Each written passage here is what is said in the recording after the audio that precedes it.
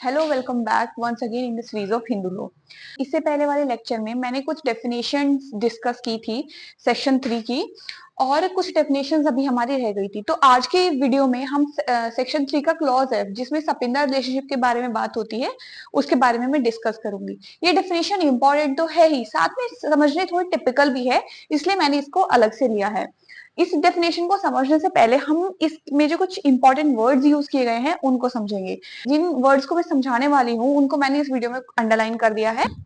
वो वर्ड्स हैं third generation inclusive, ascent, the fifth inclusive, the line being traced upwards, the person concern and counted as the fourth generation.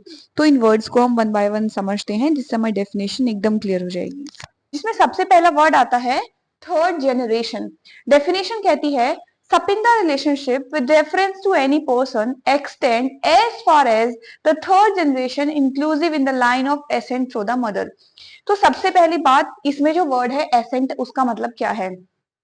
तो जो word है accent, उस दो words इसमें अक्सर यूज किए जाते हैं, एसेंट और डिसेंट।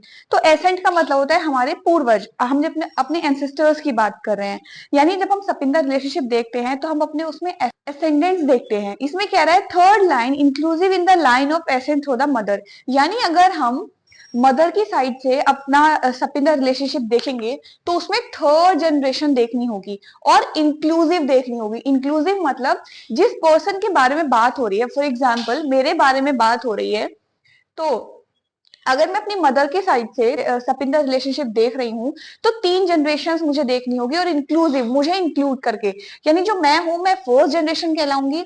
उसके बाद जो मेरी मदर है, mother will be second generation, और मदर्स मदर जो होंगी वो थर्ड जनरेशन होंगी। तो इस तरह मदर की साइड से 3 जनरेशन देखी जाएंगी। आगे कह रहा है and the fifth inclusive in the line of accent through the father. अगर हम फादर की साइड से देख रहे हैं तो उसमें हम 5 जनरेशन देखेंगे और उस पर्सन को इंक्लूड करेंगे जिसके बारे में बात चल रही है। फॉर एग्जाम्पल अगेन मेरे बारे में बात चल रही है, तो मैं फर्स्ट जनरेशन, मेरे father second generation, my father's father third generation, my father's father's father fourth generation, और father's father's father's father's fifth generation. तो जब हम मदर की साइड से देखी तो अपने आप को लगा के 3 जनरेशन देखी, और जब हम फादर की साइड से सपिंदर रिलेशनशिप देख रहे हैं तो उस पर्सन को कंसर्न करके जिसका हम देख रहे हैं उसको मिला के फादर की साइड से हम 5 जनरेशन देखेंगे, यानी मैं, मेरे पेरेंट्स, मेरे ग्रैंड पेरेंट्स, मेरे great grand parents and so on. आगे कह रहा है the line being traced upwards in each case. Her case में, मदर के केस में भी और फादर के केस में भी, जो हम लाइन देखेंगे it will be traced upwards, यानी वो लाइन ऊपर की तरफ जाएगी। जैसे हमने अभी देखा, हम लोग के जो बड़े लोग हैं उनकी तरफ जाएगी, ना कि हम लोग से आगे वाले लोगों की तरफ। फ्रॉम द पर्सन कंसर्न, और उस पर्सन को हम कंसिडर करेंगे जो फ्रॉम द पर्सन कंसर्न, और लाइन कहां से जाएगी? उस पर्सन से जिसको हम देख रहे हैं, जिसका हम सपिंग रिलेशनशिप चेक कर रहे हैं, which to be counted as the first generation. और जो पर्सन है जिसको हम कंसर्न कर रहे हैं उस पर्सन को हम फर्स्ट जनरेशन काउंट करेंगे।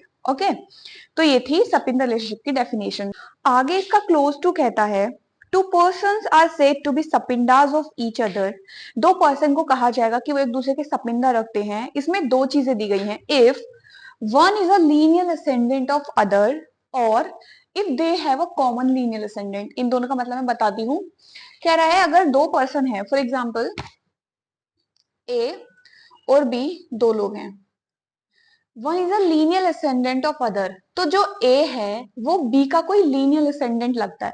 फॉर एग्जाम्पल ए बी का दादा लगता है, तो जो ये 2 लोग हैं इन दोनों को सपिंदा माना जाएगा एक दूसरे का।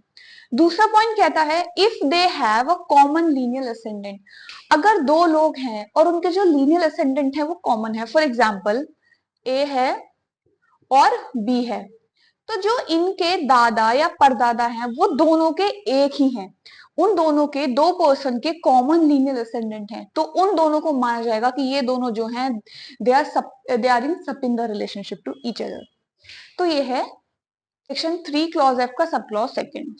आई होप कि आपको ये सपिंदर रिलेशनशिप समझ में आया हो। गाइज मैं कोशिश कर रही हूँ कि जो डिफिकल्टीज मैंने फेस की हैं समझने में वो आपको ना हो, इसलिए मैं एक एक चीज जिस तरह मैंने समझा उस तरह मैं आपको समझाने की कोशिश कर रही हूँ।